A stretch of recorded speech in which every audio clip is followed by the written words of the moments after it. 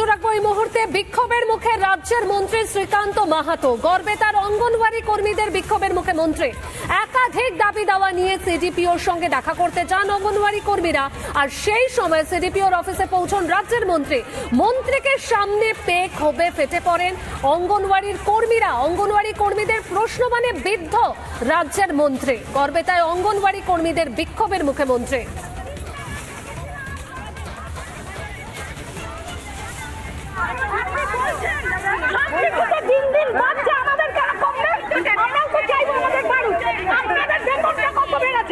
পুতুল খেলনা, কাগজ দিয়ে খেলনা তৈরি করে কেন্দ্রগুলো সাজান, কিন্তু তখন আমরা সাজিয়েছিলাম করোনার আগে।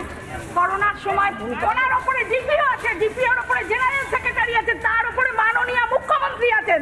আগের বছর দেওয়া ছিল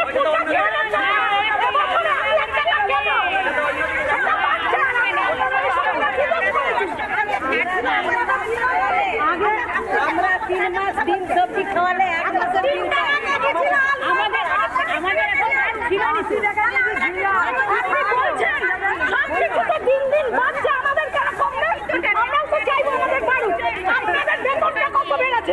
পুতুল খেলনা, কাগজ দিয়ে খেলনা তৈরি করে কেন্দ্রগুলো সাজান, কিন্তু তখন আমরা সাজিয়েছিলাম। গ্রামে এখন শুরু করেছে সরকার যে ফেস ক্যাপচার করে আমাদেরকে খাওয়াটা দিতে হবে, কিন্তু সেই সমস্যার সম্মুখীন হতে হবে। তার জন্য বিনা অস্ত্র ছাড়াই আমাদেরকে মাঠে নামিয়ে দিচ্ছেন। আমরা যে ফোনটা 5G ফোন ছাড়া আমাদের কোনো কাজ হবে না। আর তারপরে ফেস ক্যাপচার করতে গেলে আধারের সঙ্গে ফোন নাম্বারটা লিঙ্ক রাখতে হবে।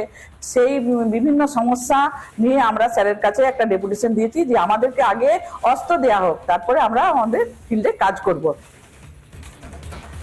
বিজেপির সহসভাপতি এবং পঞ্চায়েত সমিতির সহসভাপতি কি বলছেন শোনাবো।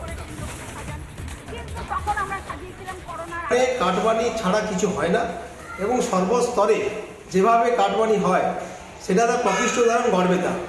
আমরা দেখলাম মন্ত্রীমশাই বিক্ষোভের মুখে পড়ছেন, মন্ত্রীমশাই কোনো উত্তর দিতে পারছেন না। কাটমানি তোলাবাজি ছাড়া কিছু করে না, তা পথ দেখিয়েছে গর্বেতা, পথ দেখিয়েছে বেরোবে।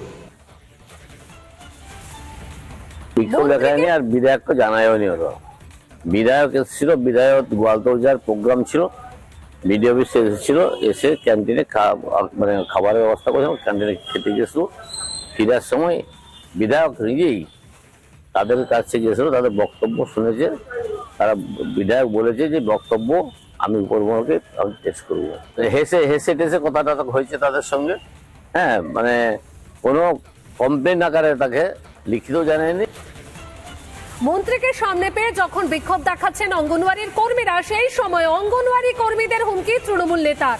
বিক্ষোভের মুখে রাজ্যের মন্ত্রী শ্রীকান্ত মাহাতো, আর অঙ্গনওয়াড়ি কর্মীদের হুমকি তৃণমূল নেতার।